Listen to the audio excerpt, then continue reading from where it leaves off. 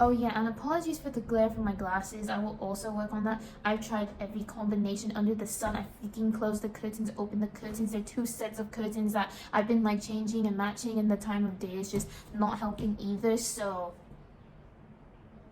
yeah, apologies for that. You're gonna have to bear with me. You're gonna have to bear with me, guys.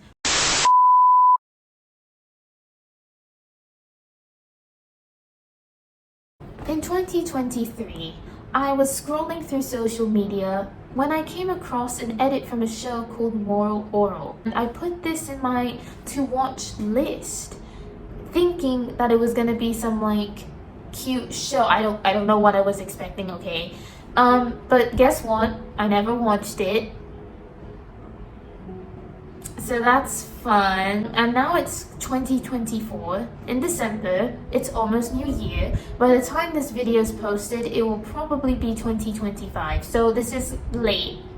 Before I get into the video, I'm just gonna like put 2 channels with their videos where I watched Orel, and like thank you to these people, because I don't know how else I would have watched the show. So yeah, go follow these 2 on YouTube and you can go watch the videos yourselves. In the first half of this video, there are absolutely no spoilers, and in the second half there will be spoilers.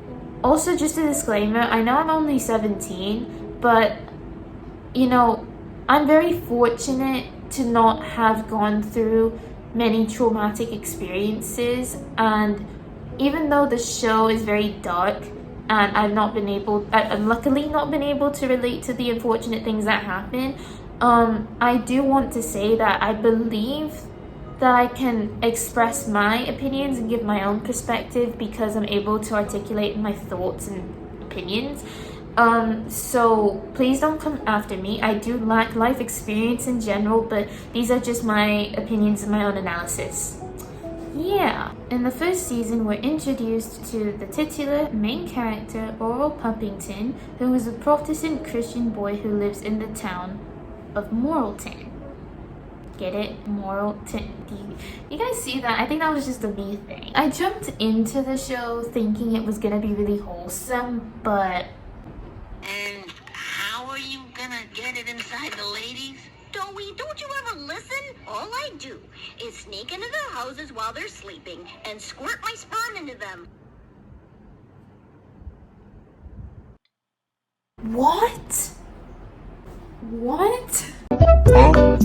So if you can tell from that clip alone, that's basically the dynamic of this show. So Orel, the main character, would do something stupid, and then he would suffer the consequences and get punished by his dad. Another thing I just want to add is that I initially found Orel to be really hecking annoying. That's a child! And that's an ugly, pimply bitch! Like in season 1, like I just wanted to slap him, which is kind of ironic because we don't really want to do that. But I'll get more into that. In season 2, the dynamic stays relatively the same. Except I think it becomes slightly more self-aware. And what I mean by that is it's not really afraid to kind of subtly hint the dark themes even more. Like season 3 made me really emo. Like genuinely, it made me so emo. So Orel had a very interesting perspective, and it was known for its dark and satire humor. It was overlooked by a lot of mainstream media during its time. Other parts of this show that I found like really different from others, but also not, because I think these are reoccurring things that are in adult shows, was the fact that there were racist and offensive religious jokes. I'm not gonna lie, because it was so unexpected, I couldn't help but laugh. I think that one thing about this show that was really good was that despite its super dark humor, it didn't take away from the fact that there were really traumatic and negative themes that were subtly hinted. Like, it did not take away from that at all. In fact, it kind of played well together. It merged together and it just sort of made sense. Someone said it got cancelled, or that's one of the reasons why the show was cut short. But the thing is, to me, like, in the entirety of the show, there were some very absurd things, yet, you know, like, I don't know, like there was the master debater scenes There was literal cheating scandals. Like, there were a lot of things that were really bad. But God forbid the portrayal of traumatic after effects of experiences experienced by women. Like, oh my god. You know, like, it's just bizarre to me why people were coming after that, but hey, it was a different time. When I watched it initially, I thought that it was going to come over as offensive, but I realized that this show is really not trying to offend people who follow the religion or the faith. They're trying to criticize the hypocrites of the religious system. And this doesn't just apply to Protestant Christians. This applies to many other religions. I mean, in this case, like in the show, there were moments where, you know, people thought they were holier than thou. Yeah, they were committing like stuff, like sins. They were doing all those negative things, and yet when someone else was more open to making mistakes, they would come after them, they would bash them, but they literally just did what they did. That is an example of hypocrisy. But it was subtly hinted, so it wasn't like right in your face. Despite all the negative circumstances that this boy had to face, like despite all the he went through, he ended up being okay. I mean, we see in the final episode where he transitions from when he's a kid and when he's clearly self-aware that his father is basically a sucky ass person, and it transitions to when he becomes an adult. And most people would expect him to turn out like bad, or not great even, or just not in a good state, but he's actually thriving. Like, he has a family and it's healthy and happy. And I was so happy to see that he ended up in a good place in his life despite all the things that had happened to him. To me, Orel is not just a main character. He is a symbolism of hope.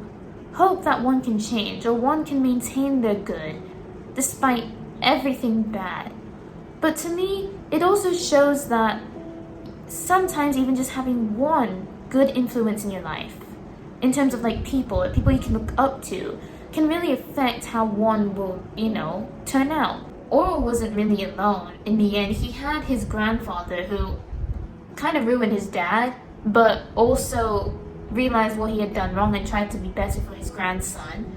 We have the Reverend, who was honestly just weird. Like, he was a weird man, but honestly, like, he wasn't too bad. And then the coach, to an extent, despite his, like, you know, he's like a satanist in a way, but he's also a Protestant Christian. Like, I don't know, he was switching it up like crazy, but him as well. And then we got Stephanie. You know, these are just a couple or a few of the good people in this town, or relatively good at least.